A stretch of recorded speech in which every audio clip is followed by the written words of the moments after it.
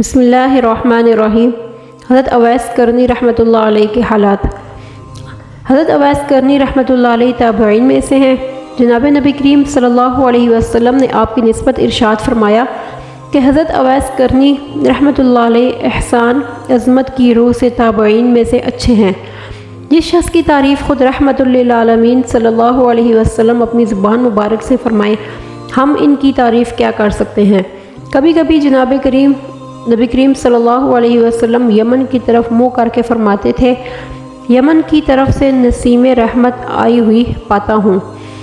جناب نبی کریم صلی اللہ علیہ وسلم ارشاد فرماتے ہیں کہ قیامت کے دن اللہ تعالیٰ 70,000 فرشتے اویس کرنی کی شکل کے پیدا کر کے ان کے درمیان حضرت اویس کرنی رضی رحمۃ اللہ علیہ کو وحشت میں داخل کرے گا تاکہ مخلوق ان کو دیکھ نہ سکے سوائے اس شخص کے جس شخص کو اللہ چاہے گا کہ ان کی زیارت کرے، کیونکہ آپ نے دنیا میں محض اس لیے چھپ کر خدا کی عبادت کی کہ دنیا کا کوئی آدمی نیک نہ سمجھے، اس لیے قیامت کے دن بھی اللہ تعالیٰ ان کو مخلوق کی نظروں میں پوشیدہ رکھے گا، کیونکہ میرے دوست میرے قبا کے نیچے ہیں، میرے سوا ان کو کوئی نہیں پہچان سکتا۔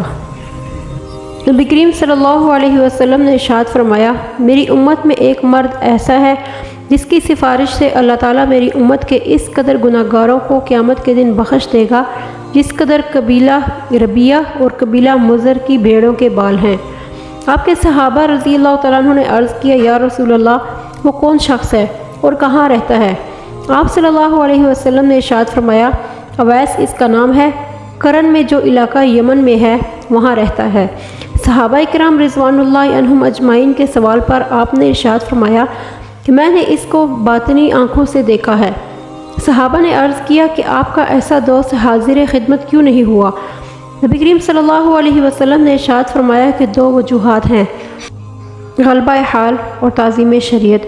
اس کی والدہ ضعیف نابینا اور مومنہ ہے، وہ شتربانی کر کے اس کی خدمت بجا لاتا ہے۔ پھر سوال کیا کہ کیا ہم اس کی زیارت کر سکتے ہیں؟ نبی کریم صلی اللہ علیہ وسلم نے ارشاد فرمایا، نہیں، البتہ عمر فاروق رضی اللہ تعالیٰ عنہ اور حضرت علی رضی اللہ تعالیٰ عنہ اس کو دیکھیں گے۔ اس کا دایاں ہاتھ اور پہلو پر درہم کے برابر سفید داغ ہے، لیکن وہ برس کا داغ نہیں۔ جب اس سے ملو تو میرا سلام کہنا اور میری امت کے حق میں دعا کے لیے درخواست کرنا۔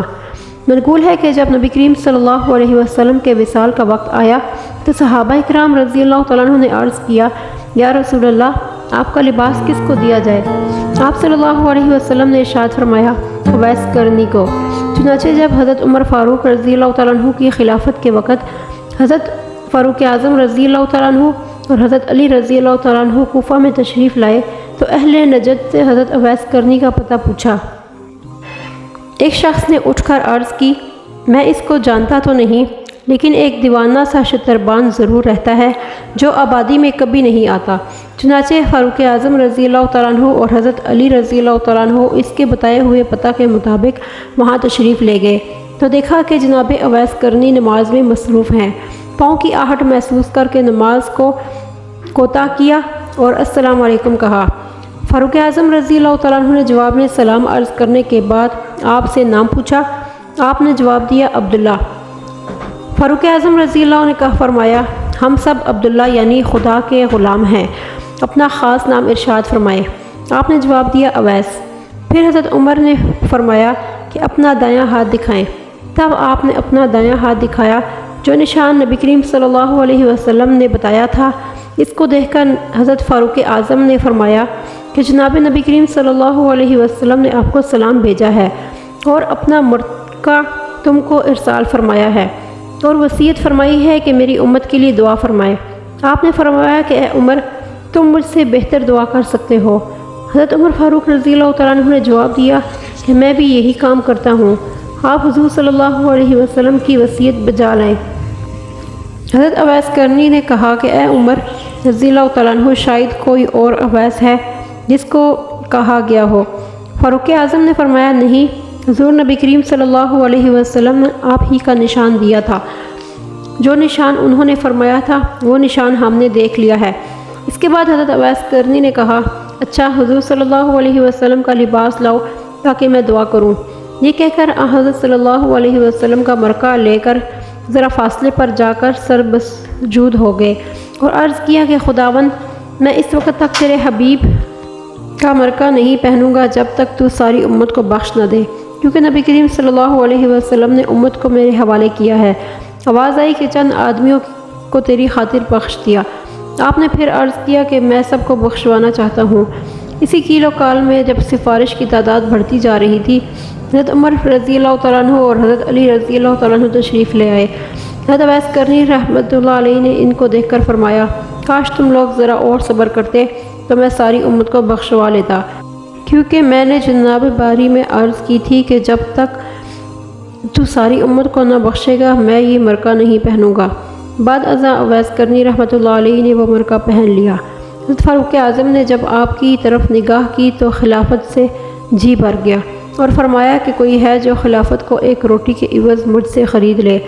اویس کرنی رحمۃ اللہ علیہ نے کہا کہ جو عقلمند نہ ہوگا وہی خریدے گا، خرید و فروخت کا یہاں کیا ذکر، پھینک دو، جس کا جی چاہے اٹھا لے۔ اس کے بعد آپ نے حضور نبی کریم صلی اللہ علیہ وسلم کا مرکہ پہن کر فرمایا، اللہ تعالیٰ نے اس لباس کی طفیل قبیلہ بنی ربیہ اور بنی مصر کی بھیڑوں کے بال کے برابر امت کو بخش دیا ہے۔ اس کے بعد جناب فاروق اعظم رضی اللہ تعالیٰ عنہ نے پوچھا، آپ نے نبی کریم صلی اللہ علیہ وسلم کی زیارت کیوں نہ کی؟ اویس کرنی رحمۃ اللہ علیہ نے پوچھا، تم نے جناب نبی کریم صلی اللہ علیہ وسلم کی زیارت کی ہے؟ آپ نے فرمایا ہاں۔ پھر اویس کرنی رحمۃ اللہ علیہ نے پوچھا، اگر یہ درست ہے تو بتاؤ کہ نبی کریم صلی اللہ علیہ وسلم کے ابرو پیوستہ تھے یا نہیں؟ مگر فاروق اعظم رضی اللہ تعالیٰ عنہ اور علی مرتضیٰ رضی اللہ تعالیٰ عنہ اس سوال کا جواب نہ دے سکے۔ اس کے بعد اویس کرنی رحمۃ اللہ علیہ نے سوال کیا کہ آپ رسول اللہ صلی اللہ علیہ وسلم کے دوست ہیں، بتاؤ احد کے دن جب آپ کے دندان مبارک شہید ہوئے تو وہ کون سے دان تھے اور کیوں آپ نے موافقت کے لیے اپنے دان نہ توڑ ڈالے؟ اس کے بعد اویس کرنی رحمۃ اللہ علیہ نے اپنا منہ کھول کر دکھایا کہ سب دان ٹوٹے ہوئے ہیں، چونکہ مجھے معلوم نہ تھا کہ کون سے دان شہید ہوئے ہیں، اس لیے میں نے سب دانتوں کو توڑ ڈالا، تب جا کر مجھے قرار آیا۔ اس بات کو سن کر فاروق اعظم رضی اللہ تعالیٰ عنہ اور حضرت علی رضی اللہ تعالیٰ عنہ پر حرکت طاری ہو گئی اور کہنے لگے کہ منصب ادب کچھ اور ہی شے ہے۔ پھر فاروق اعظم رضی اللہ تعالیٰ عنہ نے عرض کی کہ میرے لیے دعا کریں۔ آپ نے فرمایا کہ میں ہر نماز میں اللہم اغفر للمؤمنین والمؤمنات پڑھتا ہوں۔ اگر تم قبر میں ایمان سلامت لے جاؤ گے تو میری دعا خود تم کو تلاش کر لے گی، ورنہ میں دعا کو ضائع کرنا نہیں چاہتا۔ پھر عرض کی کہ کچھ وصیت فرمائے۔ حضرت اویس کرنی نے فرمایا کہ اے عمر، خدا تجھ کو جانتا ہے؟ کہا ہاں۔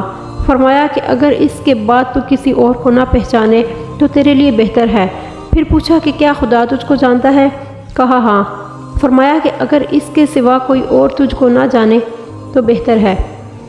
اس کے بعد فاروق اعظم رضی اللہ تعالیٰ عنہ نے فرمایا کہ میں آپ کے لیے کچھ لاؤں؟ آپ نے جیب میں ہاتھ ڈال کر 2 درہم باہر نکالے اور فرمایا کہ میں نے شتربانی سے دام کمائے ہیں، اگر آپ اس بات کی ذمہ داری لیں کہ میں ان کے خرچ کرنے تک زندہ رہوں گا تو اور دے دیں۔ اس کے بعد آپ تشریف لے جائیں، قرب قیامت قریب ہے، میں زیادہ راہ حاصل کرنے کی فکر میں ہوں۔ چنانچہ دونوں بزرگ واپس تشریف لے آئے۔ حضرت عمر فاروق رضی اللہ تعالیٰ عنہ اور حضرت علی رضی اللہ تعالیٰ عنہ سے ملاقات کے باعث آپ مشہور ہو گئے تو وہاں سے ترک وطن کر کے کوفہ تشریف لے گئے تاکہ گمنامی کی حالت میں رہیں۔ کوفہ میں صرف ایک دفعہ حرم بن حیان رضی اللہ تعالیٰ عنہ نے آپ کو دیکھا، پھر کسی نے آپ کو نہیں دیکھا۔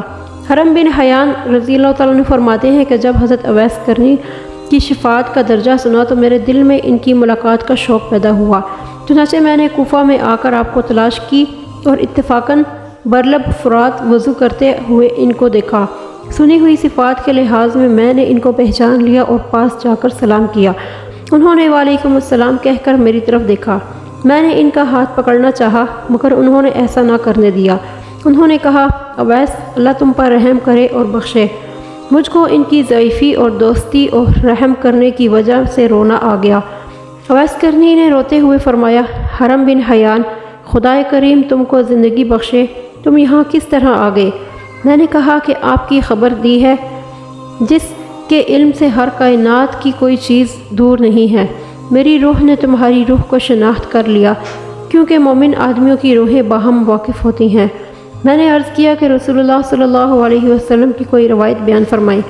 آپ نے ارشاد فرمایا کہ میں نے نبی کریم صلی اللہ علیہ وسلم کو کبھی نہیں دیکھا اور نہ ان کی باتیں سنی ہیں، نہ میں راوی، محدث یا مفتی اور واعظ بننا پسند کرتا ہوں، میں تو اپنے اشغال میں پورا نہیں اتر سکتا۔ میں نے عرض کیا کہ کوئی آیت تلاوت فرمائیں۔ آپ نے روتے ہوئے تعوذ پڑھنے کے بعد پڑھا، وَمَا خَلَقْتُ الْجِنَّ وَالْإِنسَ إِلَّا لِيَعْبُدُونَ۔ اس کے بعد ایک چیخ ماری۔ حضرت حرم بن حیان فرماتے ہیں کہ اویس کرنی کی طرف سے میں نے کہا کہ آپ سے انس اور راحت حاصل کروں۔ فرمایا ہے کہ جس کسی نے خدا کو پہچان لیا ہو، میں نہیں جانتا کہ موت کے سوا سے محبت اختیار کرے اور راحت پائے۔ حرم نے کہا کہ کچھ وصیت بیان فرمائے۔ فرمایا کہ موت کو اپنے سرہانے سمجھو، جب سوا اور سامنے سمجھو، جب بیدار ہو گناہ کو حقیر مت سمجھو بلکہ برا سمجھو کہ اس کی وجہ سے گناہ گار بنتے ہو۔ اگر گناہ حقیر خیال کرو گے تو خداوند کریم کو حقیر سمجھو گے۔ حرم نے عرض کیا کہ کہاں مقام کرنے کا حکم دیتے ہو؟ فرمایا کہ شام جاؤ۔ عرض کیا کہ وہاں بسر اوقات کی کیا صورت ہوگی؟ فرمایا افسوس ان دلوں پر جو شک میں پڑے ہوئے ہیں اور نصیحت حاصل نہیں کرتے۔ میں نے عرض کیا کہ کوئی اور وصیت کرے۔ فرمایا کہ اے پسر حیان، آدم، حوا، نوح، ہود اور داؤد علیہ السلام وفات پا گئے۔ حضرت محمد صلی اللہ علیہ وسلم بھی رحلت فرما گئے۔ ابوبکر صدیق، عمر فاروق رضی اللہ تعالیٰ عنہ بھی فوت ہو گئے۔ میں نے عرض کیا کہ حضرت عمر رضی اللہ تعالیٰ عنہ تو ابھی فوت نہیں ہوئے۔ فرمایا کہ اللہ تعالیٰ نے مجھے وفات کی خبر دی ہے۔ پھر فرمایا کہ میں اور تم سب جہاں مرنے والوں میں ہیں۔ پھر نماز ادا کی اور دعا فرمائی کہ ارشاد کیا کہ میری وصیت یہ ہے کہ کتاب اللہ اور اہل اصلاح کی راستہ اختیار کرو اور موت کو ایک دم کے لیے بھی فراموش نہ کرو۔ جب تم واپس اپنے قوم کے لوگوں میں جائے تو ان کو نصیحت کرنا اور اجماع امت سے ایک قدم ادھر ادھر نہ ہونا تاکہ دفتن بے دین نہ ہونے پائے۔ اس کے بعد دعا کی اور فرمایا کہ ابن حیان، تو مجھے دیکھے گا نہ میں تم کو دیکھوں گا۔ مجھ کو دعا سے یاد کرنا، میں تم کو دعا سے یاد کرتا رہوں گا۔ اب تو اس جگہ سے چلا جا تاکہ میں اس طرف کو جاؤں۔ میں نے چاہا کہ چند قدم آپ کے ہمراہ چلوں مگر اجازت نہ دی، خود بھی روئے اور مجھے بھی رلایا۔ چنانچہ میں پھر کر ان کی طرف دیکھتا رہا یہاں تک کہ نظروں سے اوجھل ہو گئے۔ اس کے بعد ان کی کوئی خبر نہ ملی۔ مجھ سے زیادہ اصحاب اربع رضوان اللہ علیہ مجمعین کے متعلق زیادہ تر گفتگو فرمائی۔ حضرت اویس کرنی رحمۃ اللہ علیہ رات کو ہرگز نہ سوتے تھے اور فرماتے تھے کہ یہ رات رکوع کے لیے ہے، یہ رات سجدہ کے لیے ہے، اور اسی طرح ہر رات کرتے۔ لوگوں نے آپ سے پوچھا کہ کیسے ہو؟ فرمایا کہ سجدے میں سبحان ربی الاعلیٰ نہیں کہنے پاتا کہ صبح ہو جاتی ہے۔ میں چاہتا ہوں کہ فرشتوں کی طرح عبادت کروں۔ لوگوں نے پوچھا کہ نماز میں خشوع کس سے کہتے ہیں؟ فرمایا کہ اگر اس کے نیزہ بھی مار دیا جائے تو خبر نہ ہو۔ پھر لوگوں نے پوچھا کہ کیسے ہو؟ فرمایا کہ وہ کیسا ہے جو صبح کو بیدار ہو مگر نہیں جانتا کہ شام تک اس کو موت مہلت دے گی کہ نہیں۔ لوگوں نے پوچھا کہ آپ کا کام کیا ہے؟ فرمایا کہ سفر کی درازی اور بے توشہ ہونے کی وجہ سے آہ کرتا ہوں۔ حضرت اویس کرنی رحمۃ اللہ علیہ کے کرامات۔ منقول ہے کہ 3 دنوں تک آپ نے کچھ نہ کھایا نہ پیا۔ چوتھے روز باہر تشریف لائے اور ایک سنہری دینار راہ میں پڑا دیکھا مگر نہ اٹھایا کہ شاید کسی کا گر گیا ہوگا۔ آگے چلتے گئے تاکہ گھاس کھا کر بھوک کو مٹائیں۔ کیا دیکھتے ہیں کہ ایک بکری منہ میں گرم گرم روٹی لیے چلی آ رہی ہے۔ بکری نے وہ روٹی آپ کے سامنے آ کر ڈال دی مگر آپ نے اس روٹی کو نہ چھوا کہ شاید کسی کی اٹھائی ہوئی ہو اور آگے چلنے لگے، مگر بکری نے زبان حال سے کہا کہ اس خدا کی غلام ہوں جس کا تو غلام ہے۔ تب آپ نے اس روٹی کو اٹھا کر کھا لیا اور بکری گم ہو گئی۔ منقول ہے کہ آپ کے ہمسائے آپ کو دیوانہ سمجھتے تھے۔ وہ کہتے تھے کہ ہم نے آپ کے لیے ایک گھر بنایا، ہم نے کبھی نہیں دیکھا کہ گھر میں کوئی ایسی چیز میسر ہے جس سے روزہ افطار کرتے۔ آپ کا کھانا اس طرح مہیا ہوتا تھا کہ آپ کھجوروں کی گٹلیاں جمع کر کے ان کو بیچتے اور جو کچھ حاصل ہوتا اس سے اپنی روٹی خرید کر کھاتے۔ اگر کھجور میسر ہو جاتی تو اس کو فروخت کر کے صدقہ دیا کرتے تھے۔ حضرت اویس کرنی رحمۃ اللہ علیہ کا لباس ہمیشہ پرانا اور شکستہ ہوا کرتا تھا۔ نماز کے بعد اس کو سیتے صبح گھر سے نکل جاتے اور عشاء کی نماز کے بعد گھر واپس آتے۔ بچے آپ کو دیوانہ خیال کر کے پتھر مارتے۔ آپ ان سے فرماتے کہ چھوٹے چھوٹے ڈھیلے مارو تاکہ خون نہ نکلے اور میری طہارت نہ ٹوٹے۔ مجھ کو صرف نماز کا غم ہے، بدن کا کوئی غم نہیں۔ حضرت اویس کرنی رحمۃ اللہ علیہ کی شہادت۔ منقول ہے کہ آخری عمر میں آپ حضرت علی کرم اللہ وجہہ کی خدمت میں حاضر ہوئے اور ان کے ہمراہی میں لڑائیوں میں شریک ہوئے اور آخرکار ایک جنگ میں شہید ہو گئے۔ حضرت ابو ہریرہ رضی اللہ تعالیٰ عنہ سے روایت ہے کہ ایک روز نبی کریم صلی اللہ علیہ وسلم نے فرمایا، اللہ تعالیٰ اپنی مخلوق میں سے ایسے لوگوں کو چاہا کرتا ہے جو متقی، پاک، صاف اور پوشیدہ رہتے ہوں۔ جب وہ کہیں امیروں کے پاس جانا چاہیں تو انہیں اجازت نہ ملے، اور اگر وہ خوبصورت مالدار عورتوں سے شادی کرنا چاہیں تو کوئی قبول نہ کرے۔ اگر کہیں چلے جائیں تو کوئی تلاش نہ کرے۔ اگر کہیں سے آئیں تو ان کے آنے کی کسی کو خوشی نہ ہو۔ اگر بیمار ہوں تو کوئی عیادت نہ کرے۔ اگر مر جائیں تو کوئی جنازے پر نہ آئے۔ صحابہ نے عرض کیا، یا رسول اللہ، ان میں سے کسی آدمی سے ہم کیوں کر مل سکتے ہیں؟ فرمایا کہ اویس کرنی ایسے ہی لوگوں میں سے ہوں گے۔ پوچھا ان کی علامات کیا ہوں گی؟ حضور صلی اللہ علیہ وسلم نے ارشاد فرمایا، چھاتی چوڑی، درمیانہ قد، بہت تیز گندمی رنگ، داڑھی سینہ تک، نگاہ کو ہمیشہ سجدہ ہی کی جگہ رکھیں گے، دایاں ہاتھ بائیں ہاتھ پر رکھے ہوئے اپنی حالت پر اکثر روتے ہی رہیں گے۔ 2 کملی ان کے پاس ہوگی، ایک تہبند، دوسری چادر۔ زمین پر رہنے والوں میں وہ گمنام ہوں گے، لیکن اہل آسمان میں وہ ان کا شہرہ ہوگا۔ اگر وہ اللہ پر کوئی قسم کھا بیٹھے تو اللہ اس کو ضرور پوری کر کے انہیں بری کر دے گا۔ ان کے بائیں مونڈے کے نیچے قدر سفیدی ہوگی۔ اے حاضرین، یاد رکھو کہ قیامت کے دن سب لوگوں سے کہا جائے گا کہ تم بہشت میں چلے جاؤ، لیکن اویس کرنی کے بابت یہ حکم ہوگا کہ تم کھڑے سفارشیں کرتے رہو۔ پھر اللہ قبیلہ ربیہ اور مضر جیسے جتھوں کے لوگوں کے حق میں ان کی سفارش قبول فرما لے گا۔